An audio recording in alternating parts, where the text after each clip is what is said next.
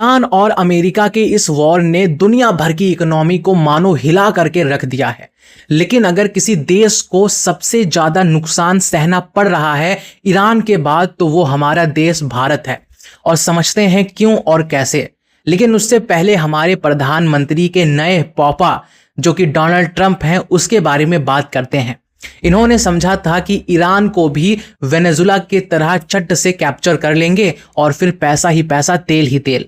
लेकिन ईरान के supreme leader को मारने के बाद, टॉप एडमिनिस्ट्रेटिव को खत्म करने के बाद भी जो वॉर एक हफ्ते में इन्होंने सोचा था कि खत्म हो जाएगा, वो आज 1 महीने से ज्यादा चल रहा है। और यहां पर ईरान इनडायरेक्टली विक्ट्री की तरफ भी दिखाई दे रही है। कैसे, मैं आपको बताता हूं। ईरान ने इनके कई सारे ड्रोन्स को, कई सारे जेट्स को, कई सारे प्लेन्स को टेक डाउन करके रख दिया है। इनका जो विश्व प्रसिद्ध आयरन डोम माना जाता था, इनके एयर डिफेंस माने जाते थे, उन सभी को ईरान ने ध्वस्त ध्वस्त करके रखा है।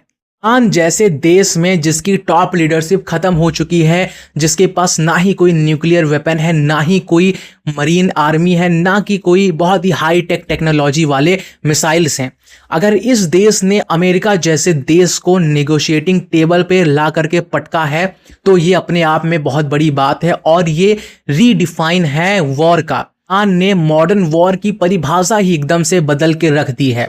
भैया, तुम्हारे पास चाहे जितनी टेक्नोलॉजी हो, चाहे जितना पैसा हो, चाहे जितने जेट्स हों, चाहे जितने सबमरीन्स हो, लेकिन अगर मास प्रोडक्शन नहीं है तो आप वॉर में कहीं ना कहीं पीछे होने वाले हैं। इस बात को ईरान ने बहुत ही अच्छी तरीके से दुनिया को दिखा दिया है।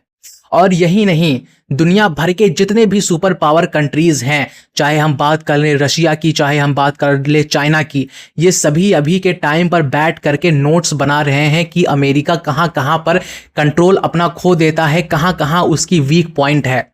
अब आने वाले समय पर जो वॉर होगा, वो दोस्तों हाई टेक्नोलॉजी के बल पर नहीं होगा, वो मास प्रोडक्शन के ऊपर होगा। जिस तरीके से ईरान ने कितने सारे एयर डिफेंसेस को, जेट्स को तबाह करा है अमेरिका के, उससे तो यही पता चल रहा है कि मास प्रोडक्शन ही एक की है जिसके मदद से आने वाला वॉर लड़ा जाएगा, चाहे वो किसी भी देश का हो। अब अमेरिका तो यहाँ पर बहुत सारे क्लेम करता है कि हमने तो वॉर जीत लिया है, हमने तो ईरान के लीडर्स को कहीं घुटनों पर ला दिया है, लेकिन वो हकीकत है नहीं।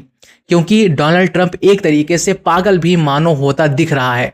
कुछ भी ट्वीट कर रहा है, कुछ भी बोल रहा है, आज कुछ और बोल रहा है, कल कुछ और बोल दे रहा है। अब जैसा मैंने पहले ही बोला कि इंडिया को सबसे ज्यादा नुकसान यहां सहना पड़ रहा है ईरान के बाद, वो मैं आपको बताता हूं क्यों। हमारे देश की डिप्लोमेसी दोस्तों इतनी नीचे गिर चुकी है कि हमें अमेरिका जैसे देश से आदेश मिलता है, तब हम अपने देश का पेट्रोलियम खरीदते हैं रसिया से 30 दिनों के लिए। यह है हमारे देश की डिप्लोमेसी दोस्तों। हमारे देश की डिप्लोमेसी यहां खत्म हो जाती है जो हमारा इतना पूरा एलाइस ईरान है, जिसके साथ इतने अच्छे रिलेशन हमारे पास्ट 50-60 ईयर से आते रहे हैं, उसके साथ हम आज के टाइम पर स्टैंड भी नहीं ले पाते, हम उसका खुल के समर्थन भी नहीं कर पाते कि हाँ, ईरान इस वॉर में सही है और अमेरिका और इजराइल गलत है। ये दोस्तों आज के टाइम पर डर का माहौल हमारे देश के कहें कि लीडर्स में भर दिया गया है अमेरिका के द्वारा। ये दोस्तों सबसे गिरा हुआ कहें कि तंत्र मोदी सरकार के द्वारा और बीजेपी के द्वारा चलाया जा रहा है हमारे देश पे।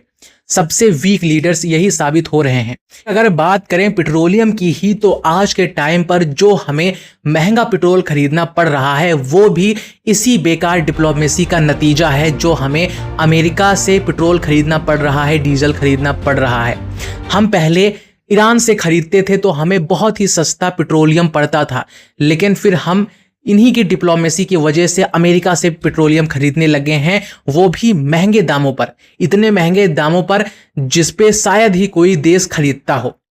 और ये देखिए आपकी सबसे ज्यादा स्टॉक मार्केट कहाँ की गिर रही है। क्या वो जापान है? क्या वो चाइना है? नहीं। क्या वो अमेरिका है? नहीं। इंडिया की ही सबसे ज्यादा स्टॉक मार्केट पर असर पड़ रहा है इस वॉर का। और अगर स्टेट ऑफ हॉर्मुज हमेशा के लिए इनके कंट्रोल में आ गया अमेरिका और इजराइल के, तो और भी ज्यादा दोस्तों शायद भारत को नुकसान सहना पड़े, और भी ज्यादा अमेरिका और इजराइल डोमिनेटिंग हो जाएंगे पेट्रोलियम फील्ड में। दोस्तों, कई सारे लोग आज के टाइम पर इजराइल को सपोर्ट कर रहे हैं इस वॉर में, जो कि हिडन हैंड है इस वॉर का। अमेरिका ये सब नहीं करता अगर इजराइल ने उसे ब्लैकमेल ना किया होता। और भारत में कई सारे लोग इजराइल को सिर्फ इसलिए सपोर्ट कर रहे हैं क्योंकि वो ईरान, जो कि मुस्लिम कंट्री है, उसके ऊपर बम दाग रहा है। आप हिपोक्रेसी देखिए दोस्तों। ये लोग कहते हैं कि इजराइल जो लेबनान के साथ करने लग रहा है, जो पैलेस्टीन गाजा के साथ करने लग रहा है, वो सब सही है। क्यों? सिर्फ इसलिए क्योंकि वो सारे मुस्लिम कंट्रीज हैं, वो सारे मुस्लिम लोग हैं। इन अंधभक्तों का कोई ईमान, कोई दिल नहीं है दोस्तों, ना ही कोई इंसानियत है इनके अंदर। ये सिर्फ उसी को अपना पापा मान लेंगे, ये सिर्फ उसी को सपोर्ट करेंगे जो इनके विचारधारा में सेट होगा, जो इनके ब्रेन वॉश माइंड में फिट होगा। और हमारे देश में अभी के टाइम पर दोस्तों तो इतनी ज़्यादा शॉर्टेज होने लगी है ऑयल की और गैस की टियर 3 सिटीज़ में कि आप सोच भी नहीं सकते हैं। और माना यह जा रहा है कि आने वाले समय पर पेट्रोलियम के दाम भी बढ़ने वाले हैं, गैस के तो ऑलरेडी बढ़ चुके हैं। यहाँ पर जब इतना सिचुएशन खराब है, हमारे देश में इतनी क्राइसिस है, इतनी सारी चीज़ें हो रही हैं, अब ये विश्व गुरु कहने वाले लोग दिख नहीं रहे हैं। और इवन हमारी देश की जीडीपी जो बढ़ रही थी अभी तक, वो फिर से 6वें नंबर पे आके रुक गई है। पहले हम 4थे नंबर पे थे, हम और पीछे चले गए हैं। क्यों? ईरान और इजराइल और अमेरिका तो वॉर करने के बावजूद भी पीछे नहीं गए, लेकिन हम क्यों इतने पीछे चले गए? 56 इंच का सीना रखने वाले आजकल कहीं दिखाई नहीं दे रहे हैं।